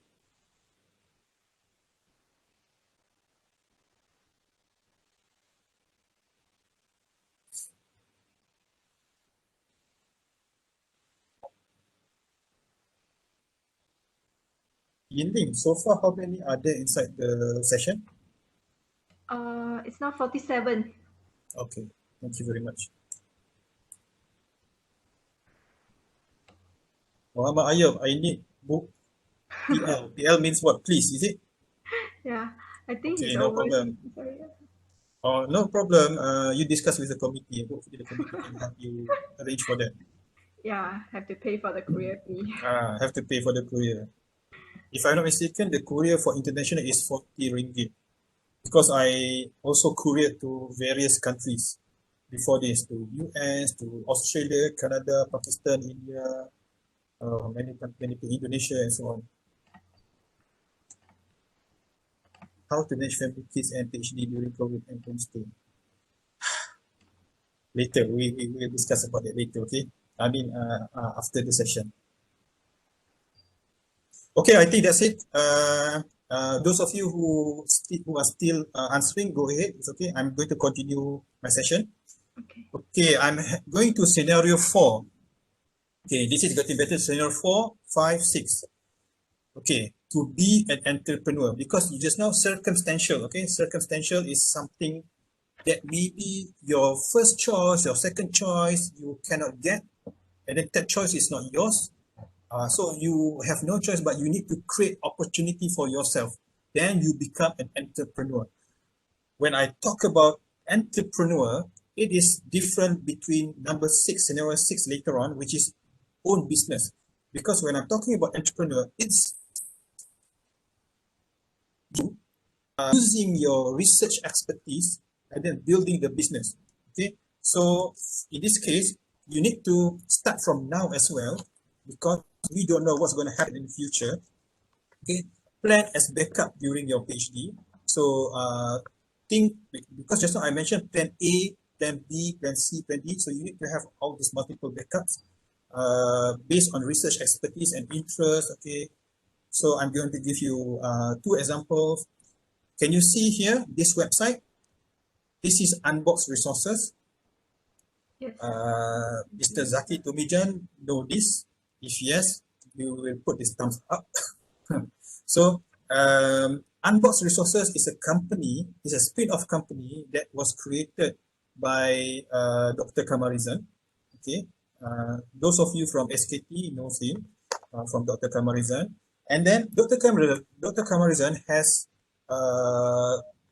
several PhD students, and 2 of her PhD students are actually working with him managing this company. Okay, when I say working with him managing this company, means the PhD students are at the same time a shareholder of this company. I don't know whether it's majority or minority or whatever, but then it's a shareholder of this company. So I'm not going to expose the names, but I know the person, 2 of them. So they are in their almost final years, okay, they have join our training program, you definitely will get special rate. Unbox also offering internship program. Okay, so yes, that's true. So Unbox, okay.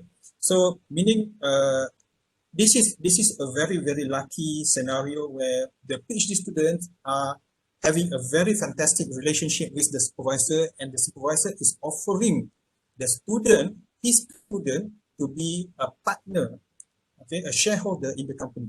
And then that will be a motivating factor for the students to do the PhD as well as work on the business. And as they complete their PhD, their place are already guaranteed in the company. So that's one option. Okay. By the way, all of you here, I'm giving all the examples here based on my knowledge and experiences, and the examples that I give to you here are all those that I know. Okay. Uh, I, I, if I don't know the person, I won't put the examples here. Okay. The second example is, okay, so this is PhD student as part of the company. Okay, second example is some PhD student, they managed to formulate certain ingredients formulation for cosmetic, and then they successfully create or manufacture the products.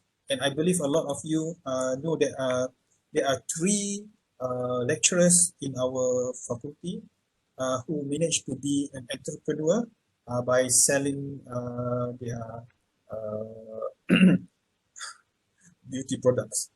Okay, so this is actually a product from the research, but then I have not managed to found a student that is not a lecturer who actually market this, but then maybe there are. So, okay, so this is also a very lucrative opportunity. All right. Scenario 5, consultant, corporate expert.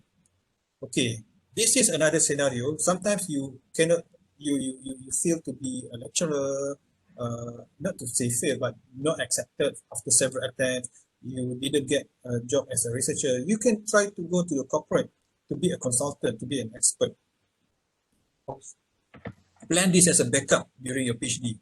So the picture here that I'm showing here is actually Dr. Badarul Hisham Abdul Rahman. So I think when in the early 2000, when I was actually doing my master's degree, so this guy just completed his PhD. Originally, he was a lecturer, but then because the company Biopharma, uh, Biopharma, if I'm not mistaken, Biopharma, or Pharma Niaga, so I think it's Pharma Niaga behind it. Pharma Niaga offered him a position, and then he quit his job as a lecturer. So he became, he go to the industry, so go to the corporate world, and then from until then, until here, until now, he's there inside the industry. All right. So this is an example of a PhD holder who are in the industry, in the corporate industry world. And then another one, I forgot to put the, not to say, I just remember. I'm not sure if you know Dr. Dr. James Ng Tan Soon. So he's actually in N29A maybe, or N32, Makmal Suhu Tinggi.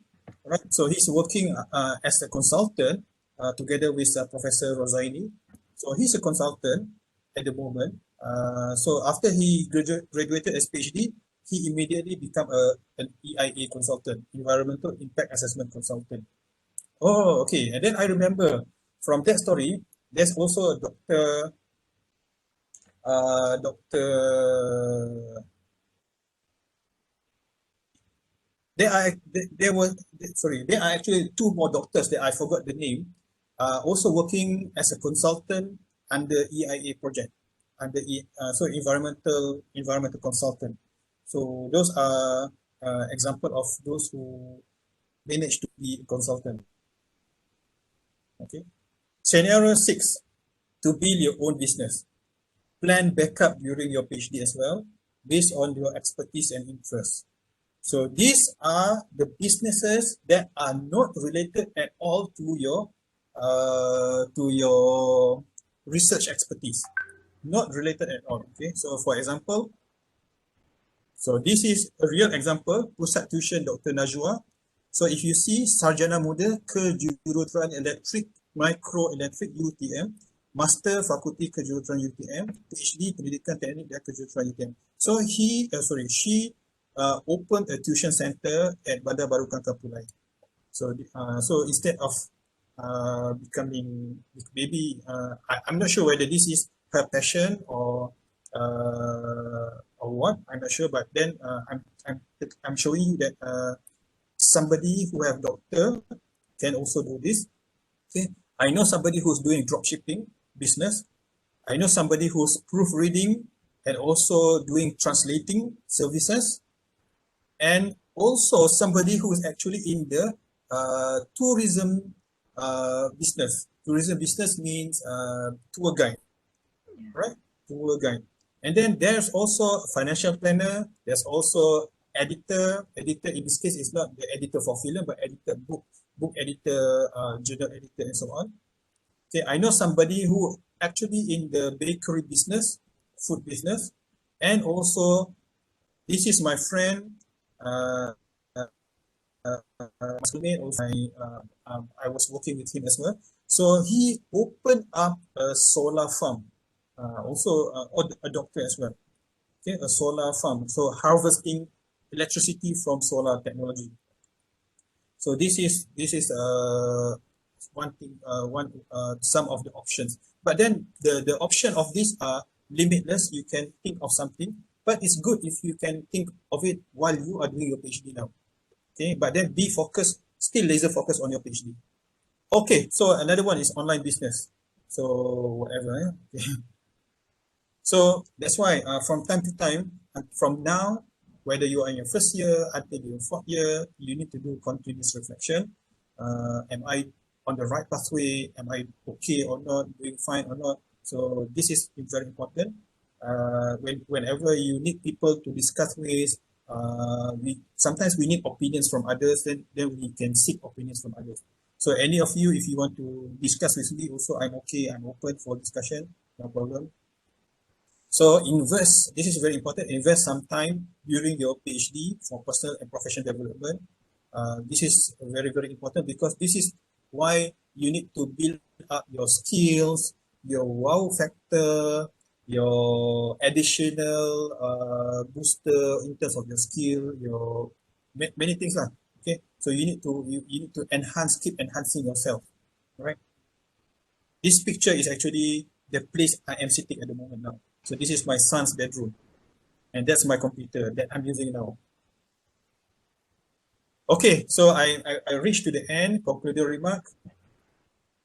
Number one, have plans, okay? I again, have plans and backup plans for your after PhD life. You need to to have that plan. Prepare mentally, emotionally, cognitively for unpredictable after PhD life. Okay, when I was doing my research attachment in 2012, okay, I was doing my PhD research attachment at Newcastle University, United Kingdom for 2 months. I was placed in a room, in an office room together with 2 postdocs. Okay, 2 postdocs, one from China and another one from UK. And then I was hearing both of their conversation. So the UK doctor was actually okay. Both of them are postdocs, but then the UK doctor, not the China, the UK doctor was mentioning to the China postdoc, I'm traveling to Scotland after this. I'm traveling to Scotland next week because my contract is expiring. So I have to go to Scotland. Okay, that time we were in Newcastle. I have to go to Scotland, to Edinburgh. Okay, because I need to meet the professor there. The professor have a research grant and he can support me. So that's very sad. Okay, because this lady graduated a PhD from Oxford. Okay, chemical engineering from Oxford. keeps on going here, there, go here, based on the availability of research funding of that professor or this professor. So it's like an never-ending story. So you don't want to be like that. So when I was listening to that, I was I pity her. I was very sad for on her behalf because the life is not steady, not predictable. Sorry, the life is the life is unpredictable because after when the money is gone, I mean the research grant is fully consumed, then she need to find another boss, another person who have the money to survive. So that's why you need to have plans, backup plans, and prepare for your afterlife. And then number three, execute your plans. Be a fighter. Be persistent to reach your goal. Okay, to reach your goal. So the goal now is for you to reach the best. So if you want to be a lecturer, then you need to fight from now to prepare yourself as a lecturer. So if you want to be a researcher, prepare and prepare whatever it takes to be a researcher from now on. Okay, if you want to be a consultant, then prepare to be a consultant from now on. If you want to just be to get married and then have a title as a wife who have a PhD or husband who have a PhD and then get son, daughter, children. Okay, no problem. That's okay. So you will be a very, very highly educated parents. No problem with that. Okay, thank you very much. That's it. Any question you can ask. Okay, we have some few minutes. Okay, what I'm sharing here is actually this is my book myself. My link la.la Zakiamani. Okay, so my link.la Zakiamani is this one. Okay, you can have a bio link like this. This is a bio link where one link can actually show you your link to Facebook, LinkedIn, Google Scholar, your website, your whatever. Okay, whatever link that you want. I also linked it to my Amazon link for my book selling. Okay, so you can click here https://.ma. So you can also have that. It's free. Create your own. All right, that's all. If you have any question, okay, these are my references. Okay, and that's all. Okay, thank you very much. I pass over to you, Yin Ling. Yeah, thank you very much for the useful sharing, Dr. Zaki. So participants, do you have any questions? Please drop your questions in the WebEx chat box and we will help you to voice out. Or you want to on the mic also, yeah, it's welcome. Oh, Zaki Tumija asked me, any plan to share your PhD journey in a book? Wonderful sharing, Dr. Zaki. I don't have that plan yet, but it's interesting. Maybe I can do that. Okay, later. Maybe it can be like an anthology. So a few people's sharing the PhD experiences, and then some of you can also do that as well. Okay. All right. Thank you for the idea, but maybe it can be done. Yeah. Wait for 2 3 years perhaps. Okay. Any other questions? Maybe me have a question here, personal question. Dr. Zaki, Yeah. since we are doing postgraduate now and we already completed our under degree course, obtain like register for the graduate engineer at the PEM. So Mm-hmm. any advice or suggestion like at the moment now at this moment how we can uh, uh, get there more easily like to obtain the IR at the same time doing postgraduate study. Okay. You got You, my you, question? you have you have registered your Graduate engineer. BM sudah. BM. Okay, BM, and then your IM registered already. I am not yet, but that one is not necessary, right? I think. For My recommendation is actually for you. Once you already get your BM registration, you register for IEM and then become a graduate member. And then from there on, you get a mentor from IEM. The mentor and training will all originate from IEM. Okay, so you need to it's highly recommended for you to be a member of IEM, and then get a mentor from IEM, and then start mentoring from now. Doctor, if because UTM we have a lot of lecturer like doctor, you have the IR title, right? If Yeah, let's say we approach those lecturer to be our mentor, is it possible?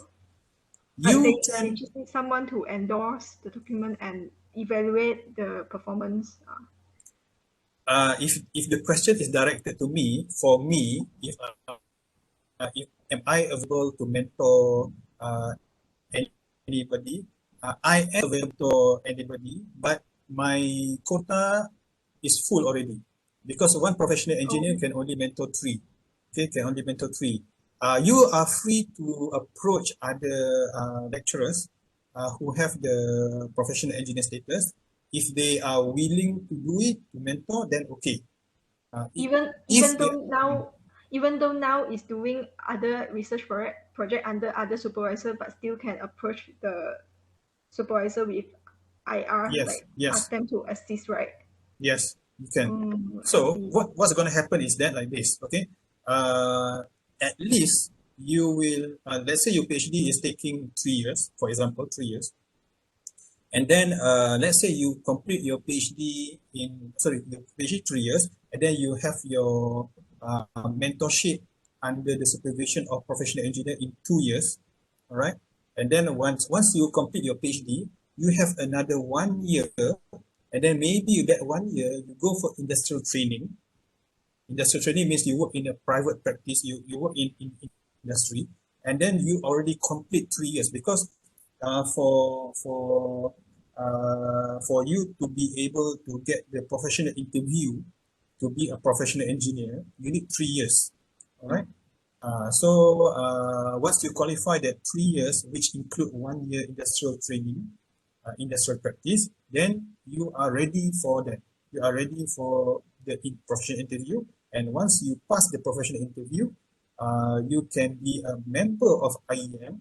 And becoming a member of IEM is actually uh, the, the, the, the, the, the ticket for you to get professional engineer status from BEM. So BEM will give you IR after that. Oh, so means 2 years of like the research is regarding to engineering field, the 2 years will be considered as the experience and additional 1 year training in the industry. So Mm, total up 3 years, so completed like mm, that. Yeah, so yes. better we plan now. So Yes, other participants, you may refer to this suggestion. yes, you Yeah, need to. That's why I say must plan from now. So those of you who are inside this talk, uh, start planning from now. Okay, if you still need time to discuss with others, you can discuss with other seniors, or maybe if you want to discuss with me, you can contact me. I put my email there just now. Wait, I put my email here. okay. So one question from Amir Haris. How many years is the optimum duration or deadline to complete a PhD? It's quite, I think, Oh, optional. this is subjective. Yeah, How many subjective. years is the optimum duration or deadline to complete PhD? So it depends on you. If you are very driven, if you are, I mean, if the luck is on your side and you are very motivated, very driven, your supervisor is very supportive, maybe you can complete it less than 3 years. Maybe if you have some problem, okay, you see some female student who already got married, maybe they got pregnant and then they give birth.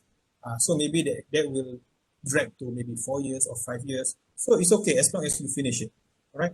So sometimes that happens, but it's okay. Uh, I myself finished it in 4 years, but in that 4 years, I did many things as well. But I'm still happy with my 4 years because the training was tremendous, and then I got a lot of training. And when I was doing my PhD, okay, when I was doing my PhD, I got invitation by Wiley publisher, if you the publisher named Wiley, to write a book chapter. So I was doing that as well while I was doing PhD, and that was actually by networking as well, referral and networking. So it's not that go and approach the publisher, can I contribute a chapter?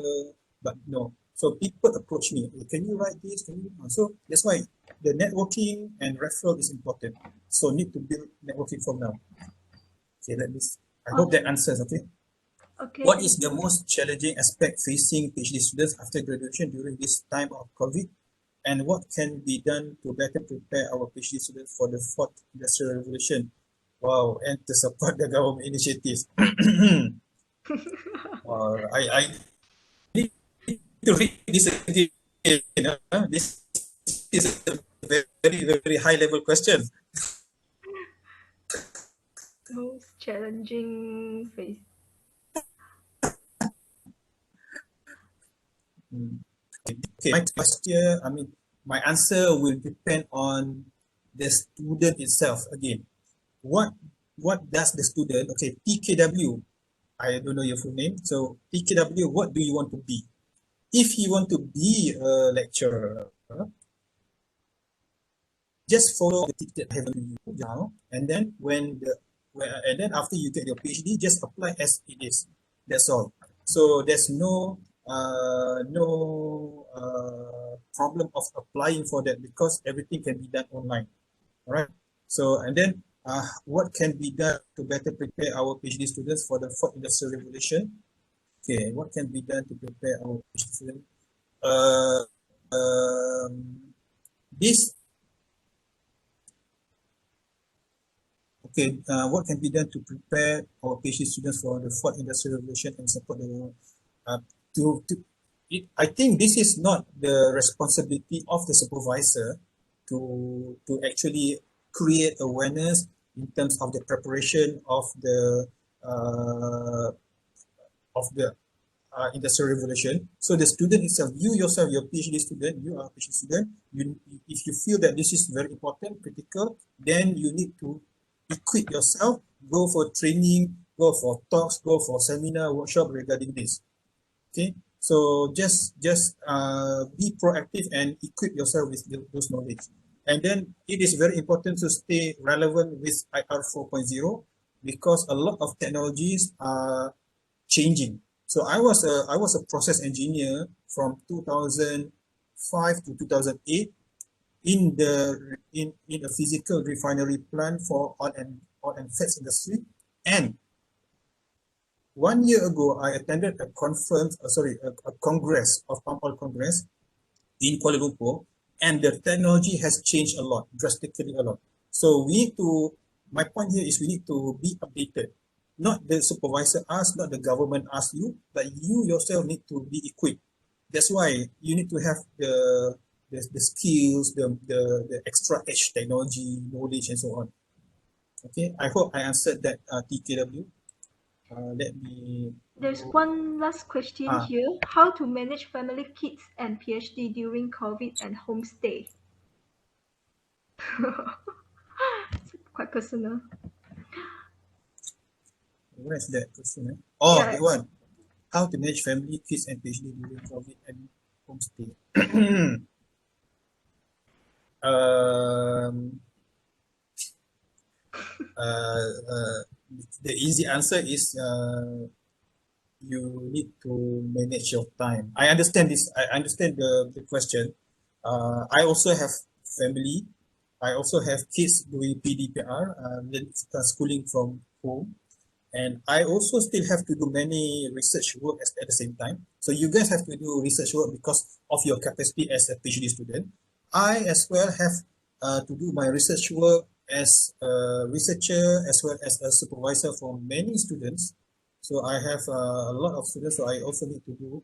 So I just I don't know, but just try to manage your time wisely. So there will be time for you to spend to manage your student. There will be time for you to manage your job. So when your students, sorry, when your kids are schooling, maybe you need to entertain them. But then when your kids are maybe resting or playing or watching TV or holding your handphone or playing games, then maybe you can take that opportunity to do your research work and so on if you are working from home. But then if you are the person who must do experiment, then you need to manage your time, discuss with your spouse, on a certain time that you need to go to the lab or you need to go to do some analysis and so on, so that all of your family unit member knows your I mean each other's responsibility. So this is a very important management, family management. That's why I put that slide just now, the picture of family and so on. So family first, and then your PhD, and then the community, your interest. So everything need to be beautifully arranged.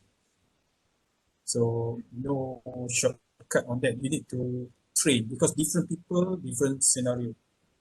How to maintain our mental health and physical health as a PhD student during this pandemic?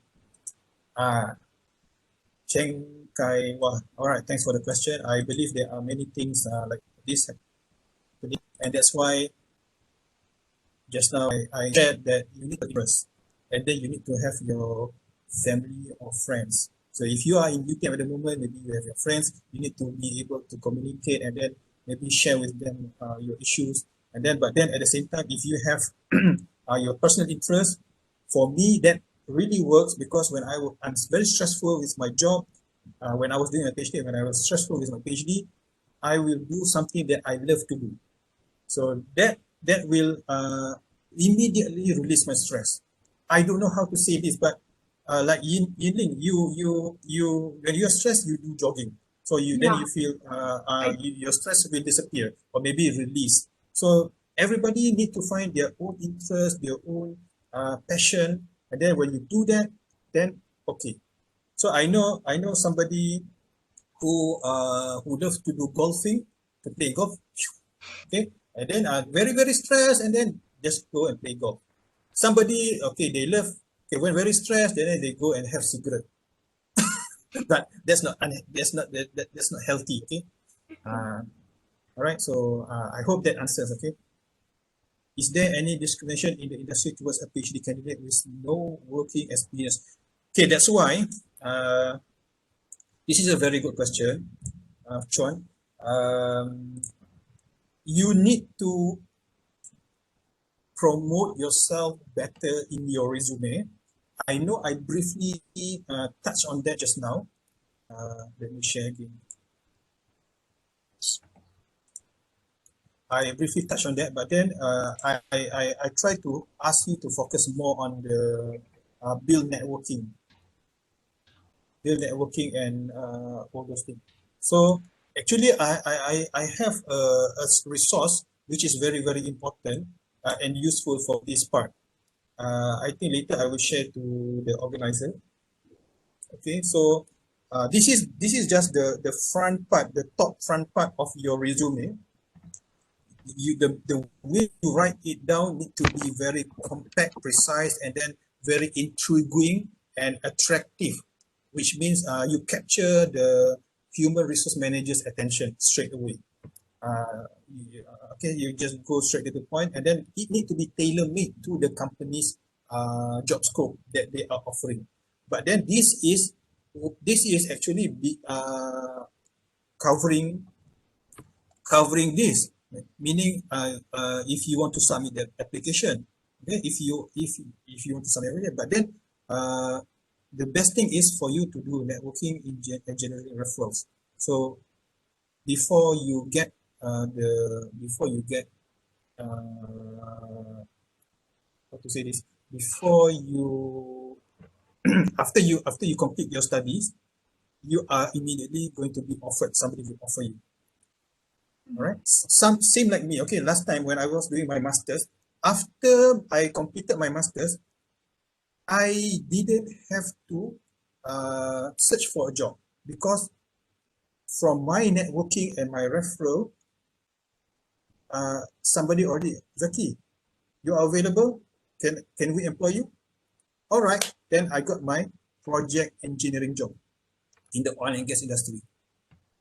Okay, so that's very important. So you need to have that networking, generating referrals, then you can get this very fast. So I don't have experience at that time, but then they know me, they trust me, they know what I am capable of. So I build the reputation, and then they offered me the job. And then they don't even have to take the trouble to go and advertise the job. They immediately got the candidate, which is me. So you need to do something like that. But if you cannot do that, or maybe if that time you still have not get any opportunities for securing the job, then you need to work on your resume, as like what I just mentioned here just now. Okay, I hope that answers you, Chuan. This resume and networking thing require a different session because it's another different story. Okay, welcome, John. Okay, so thank you, Doctor, for answering the questions Okay, in so welcome. detailed manner. Mm, And I believe that our participants also still have more questions maybe, but mm. due to the limited time, we've come to the end of our online sharing for today.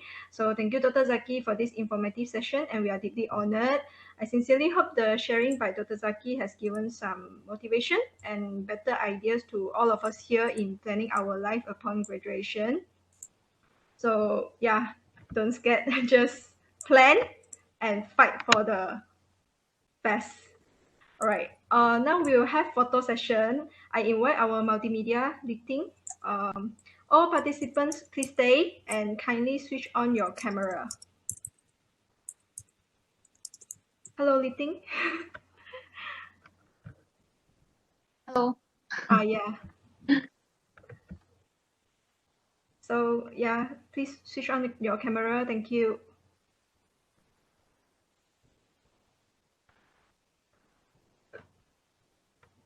So you guys find the talk, the sharing beneficial for you guys? Yeah. Alright. 1, 2, 3. Wait ah. Yang lain tak buka kamera pun. Siapa? Ada banyak macam tak banyak orang buka kamera lagi. One, 1, 2, 3. Wait ah.